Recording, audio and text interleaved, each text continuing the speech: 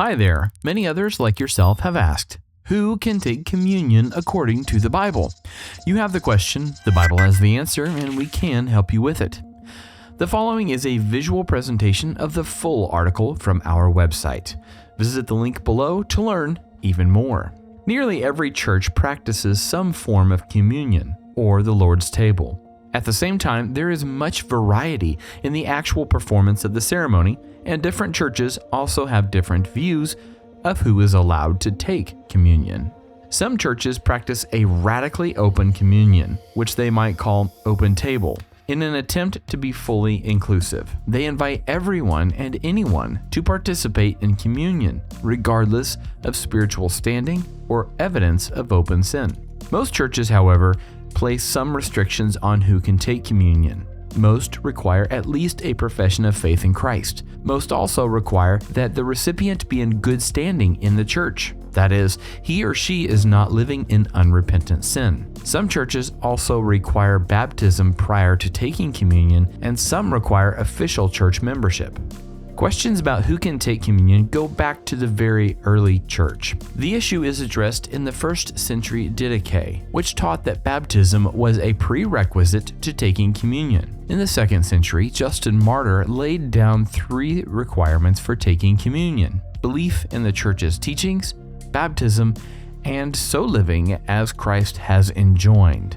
The Bible's teaching on the Lord's Supper is found in 1 Corinthians 11:17-34 and promotes participation for believers who are walking in fellowship with the Lord. All those who have personal faith in Jesus Christ are worthy to partake of the Lord's Supper. Biblically, there are 2 types of people who should not take communion: the unregenerate and the unrepentant. Communion should not be open to those who are not born again or those who are living in known, unconfessed sin. Biblically, communion should not be limited to a particular church or denomination. It's the Lord's table, not any one church's table.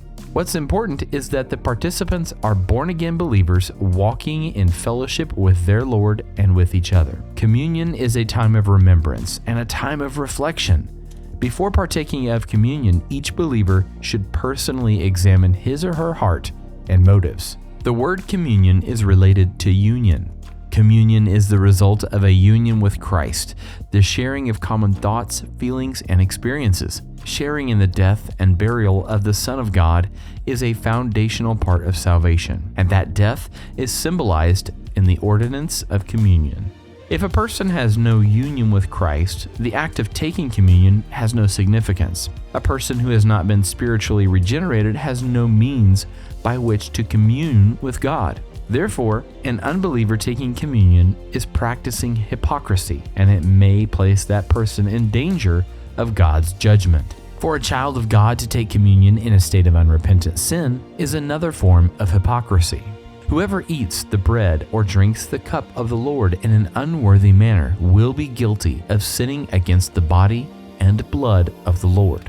Believers are to undergo a self-examination and so avoid God's discipline in their lives. Harboring sin in one's heart, refusing to be reconciled to a fellow believer, or stubbornly resisting to acknowledge one's need for forgiveness, especially given its availability, is a sign of a hard heart, not of common union with Christ.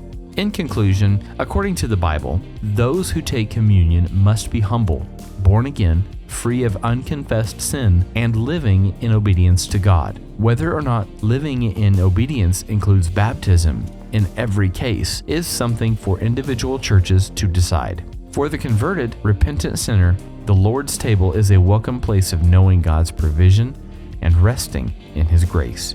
All right, that answers your question, who can take communion according to the Bible? Thanks for watching. The link to this full article is in the description below. If you prefer to stay on YouTube, here's a recent upload and a curated option to choose from. Don't be afraid to keep asking questions like this.